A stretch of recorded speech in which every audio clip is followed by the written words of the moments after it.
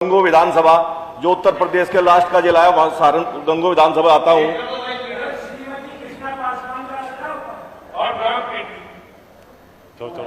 आ गया गंगो विधानसभा में आता हूं। और गंगो विधानसभा पूरी की पूरी विधानसभा किसानों की विधानसभा है और मैं स्वयं भी किसान हूं। इस बार भारी बारिश की वजह से बहुत जबरदस्त बारिश हुई है पूरे पश्चिम उत्तर प्रदेश में। और सहारनपुर जनपद की मेरी गंगो विधानसभा यमुना नदी से सटी हुई है। लगभग 20 किलोमीटर का लंबा एरिया यमुना नदी से मिला हुआ है। और यमुना नदी में इस बार करीबन 3,61,000 क्यूसेक पानी छोड़े जाने के कारण जितने भी 20 गांव के करीब थे, 20 गांव लगते हैं बराबर में, सभी गांवों में जलमग्न हो गए और भारी मात्रा में किसानों की जमीन टूट के यमुना नदी में बह गई। भारी किसानों का नुकसान हुआ है। और मेरा आपसे आग्रह है कि उस किसान का सरकार आकलन कराए, उस नुकसान का सरकार आकलन कराए और किसानों को उचित मुआवजा दिलाए। और मैं कहना चाहता हूं, जो बढ़िया इंतजाम सरकार ने हमारी बाढ़ के लिए किए थे वो सारे ध्वस्त हो गए हैं। अब काफी मात्रा में गंगो विधानसभा में तटबंध बनाए हुए थे। जो सरकार ने पहले मई जून के महीने तटबंध की व्यवस्था की थी वो सभी तटबंध टूट गए हैं कि पानी की मात्रा बहुत अधिक हुई है। एक तो दोबारा उन तटबंधों को बनाने का कार्य किया जाए।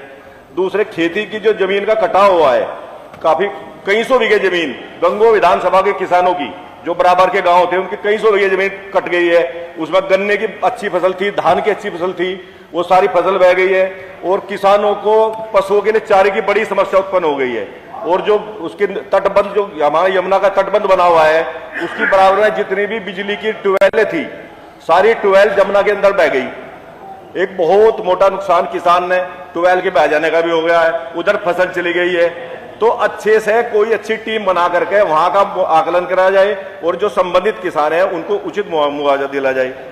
दूसरे, मैं कहता हूं कि जितने भी मेरे सामने दूसरी विधानसभा हरियाणा की इंद्री विधानसभा लगती है और हरियाणा की इंद्री विधानसभा में हरियाणा सरकार ने तटबंध की बहुत बेहतरीन व्यवस्था की है। उस बेहतरीन व्यवस्था की वजह से पानी का सारा बहाव गंगो विधानसभा की ओर हो गया और उसके सामने टक्कर पे पूरा विधानसभा क्षेत्र लगता है। अगर हमने उनके मुकाबले का तटबंध नहीं बनाया तो एक दिन बड़ा संकट हमारे सामने खड़ा हो जाएगा। तो मेरा आग्रह है कि इस विषय पे भी सरकार ध्यान दे।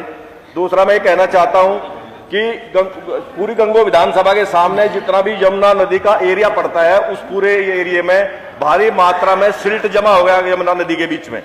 और उस सिल्ट जमा होने से बड़े बड़े पेड़ यमुना नदी के बीच में खड़े हो गए हैं। उनके होने से उनका यमुना नदी का जो बहाव है वो डिस्टर्ब हो गया है और डिस्टर्ब होकर कई गांवों की ओर चला गया है। जब तक उस सिल्ट की सफाई यमुना नदी के बीच से नहीं होगी तब तक नदी का बहाव उचित नहीं होगा और जब तक उचित नहीं होगा तो खतरा बना रहेगा।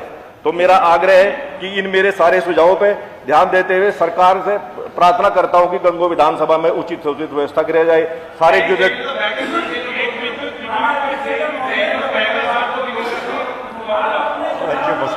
बोल दिया मुझे, मेरा जो नुकसान हुआ है सरकार उसका ध्यान देगा, उसकी उचित व्यवस्था की जाए।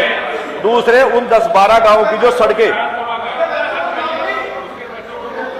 वो मेरा काम मैं कर रहा हूं। गंगो विधानसभा में अधिष्ठाता महोदय, गंगो विधानसभा में बाढ़ के कारण भारी मात्रा में सड़कें क्षतिग्रस्त हो गई है, सड़कें टूट गई है। उन सड़कों को दोबारा सर्वे कराकर सड़कों को भी ठीक कराने का काम किया जाए।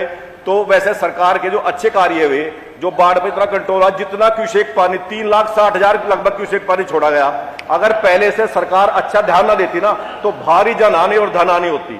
तो सरकार ने जो अच्छा इंतजाम किया है और उसकी वजह से हमें गंगो विधानसभा और हमारे आसपास के सभी क्षेत्रों में जो लाभ पहुंचा है, तो सरकार को दोबारा मैं धन्यवाद देता हूं सरकार का कि अच्छा कार्य किया सरकार ने मई जून और उसके महीने में। और जब बाढ़ प्रभावित क्षेत्र था, आदरणीय मुख्यमंत्री जी का भी मैं बहुत आभार व्यक्त करता हूं कि उन्हें भी बाढ़ क्षेत्र का दौरा करके हम सबको लाभान्वित किया और जो भी कमी रही होगी जो उसको पूरा करने का काम किया।